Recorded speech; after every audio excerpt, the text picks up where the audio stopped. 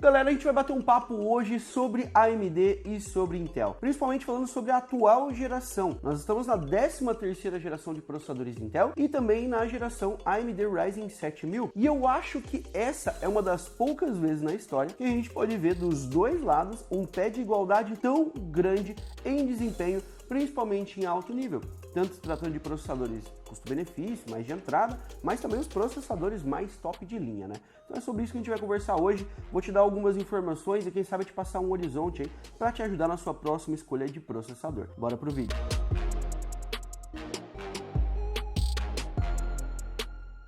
Eu acho que não é segredo para nenhum de vocês que tanto a Intel quanto a AMD hoje tem ótimas gerações de processadores. Eu vou partir desse ponto, que você já viu análise, você já viu review e você chegou já à conclusão óbvia que a AMD tem os processadores Ryzen 9 e os processadores Ryzen 7 de alto desempenho e que eles conseguem concorrer hoje na geração 7000 com a geração 13ª, né, da Intel, que é os processadores mais atualizados, concorre com os i7, com os processadores i9.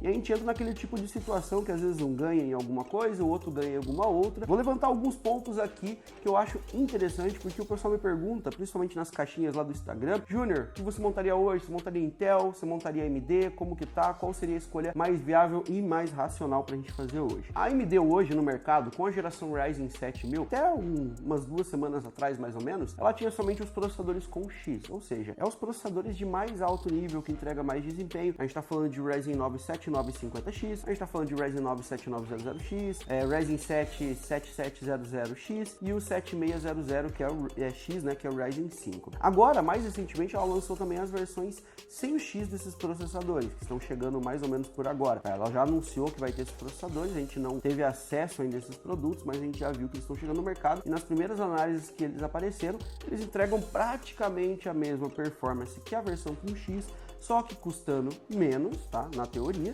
consumindo menos também, 65 watts, e com temperaturas mais baixas. E eu friso esses pontos porque eu acho que nesse primeiro momento que a AMD chegou no mercado, um dos principais pontos que talvez tenha assustado um pouco a galera foi justamente a temperatura. O consumo eu nem diria que não é tão absurdo, é uma coisa que a gente já viu em processadores de alto nível, mas a temperatura era uma temperatura que era mais alta, né? Eles optaram por trazer o processador no modo de maior desempenho dele, então quando você colocava ele no computador, ele pegava o teu sistema de refrigeração e ele tentava chegar até 95 graus. Isso era o padrão e o normal para esse processador. Ele é feito para chegar a 95 graus. A AMD ela programou todo esse ecossistema para que ele tentasse chegar aos 95 graus, entregando o maior desempenho possível até chegar nessa temperatura. A partir do momento que ele chegava nessa temperatura, ela começava a reduzir um pouco o desempenho. Ou seja, o foco principal da AMD vamos entregar o máximo possível que a gente puder de clock em um maior número possível de núcleos com o maior desempenho possível até chegar nos 95 graus, que é a temperatura que a gente considera ali que seria o limite legal.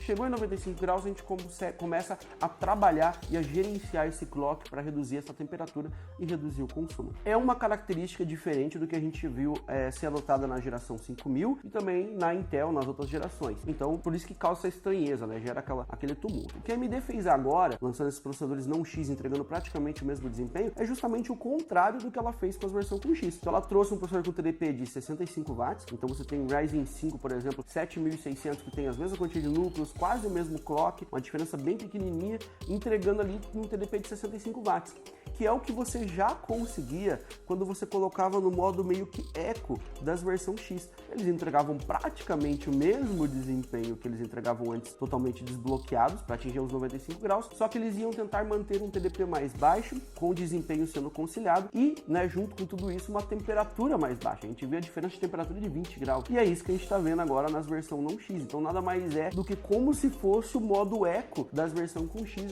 só que agora por padrão já nesses processadores. O que é uma característica bem interessante, porque na minha visão é esses carinhas que vão ser as melhores opções para a gente comprar hoje para máquinas gamers. Tirando o cara que é entusiasta, que é o melhor do melhor.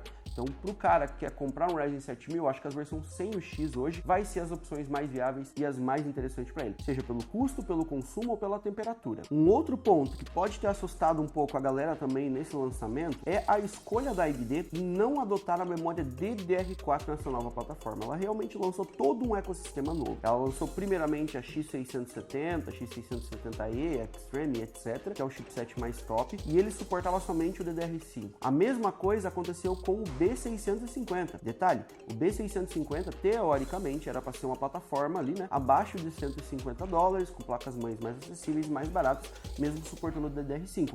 Uma coisa que a gente viu que não está acontecendo no mercado atualmente. Existe o rumor agora que vai lançar o chipset, né? O A620, que seria o chipset mais de entrada, provavelmente parece que vai lançar em fevereiro desse ano, então a gente está bem pertinho aí. E esse seria o chipset que você poderia colocar numa plataforma mais barata de certa forma. O que acontece hoje a gente tem placas-mães com valores mais altos, né? A gente vai encontrar uma placa-mãe da AMD pro Ryzen 7000, socket M5, a partir de R$ 1.500, R$ 1.600, R$ 1.800, R$ 2.000, o que é um valor agregado bem alto, muitas vezes para o cara que quer colocar um Ryzen 5. Tá bem que o Ryzen 5 hoje, ele entrega desempenho de Ryzen 7 da geração anterior, de Ryzen 9 da geração anterior, de i9, de i7, etc. Mas a gente precisa, né, que tenha um processador um pouco mais de entrada para que essa plataforma seja mais acessível ao público de maneira geral. Afinal, nem todo mundo tem R$ 2.000 para gastar numa placa-mãe, mais R$ 2.000 para gastar num processador e mais R$ 1.000 para gastar num kit de memória RAM. Isso tornaria um kit extremamente inviável e não tão difundido dentro do público. Nesse ponto, eu acho que a Intel foi mais assertiva na 13ª geração. E eu vou comentar para vocês agora o porquê. Vamos falar um pouquinho da Intel agora nesse momento. A Intel, ela trouxe processadores também de alto nível. Então você tem o i9, 13900K, você tem o i7, 13700K, e você também já lançou, ela se adiantou um pouquinho até a AMD, e ela já lançou todas as versões não K desses processadores. Traz consumo mais baixo, temperatura mais baixa, só que com um porém, tá? Esses processadores, por exemplo, você pega o i7 13700, que eu testei recentemente aqui no canal, ele funciona em 65 watts? Funciona, só que ele funciona com desempenho muito limitado, diferente da AMD, que na AMD a gente viu que os TDPs de 65 watts deles, versão não X, eles mantêm aquele consumo baixo, só que eles entregam ainda praticamente a mesma performance da versão mais top, com X desbloqueado e etc. Na Intel já é diferente. Eu pude testar aqui no 13.700 que, se você estiver dentro do limite dos 65 watts, ele vai ser frio, ele não vai consumir muito. Porém, ele não vai entregar o mesmo desempenho praticamente de uma versão com X, de uma versão com K, no caso da Intel, né? Da versão top dele. Isso é um ponto de diferença que você tem para a AMD, porque a AMD ela conseguiu manter praticamente o mesmo desempenho. Agora, quando você desbloqueia na BIOS esse processador da Intel, o 13700, para ele poder consumir mais e poder aumentar a temperatura, aí, meu amigo, aí você vai ver praticamente o mesmo consumo e a mesma temperatura que você tem nas versões com K da Intel, seja i9, seja i7, etc. Você vai conseguir entregar praticamente o mesmo nível de desempenho,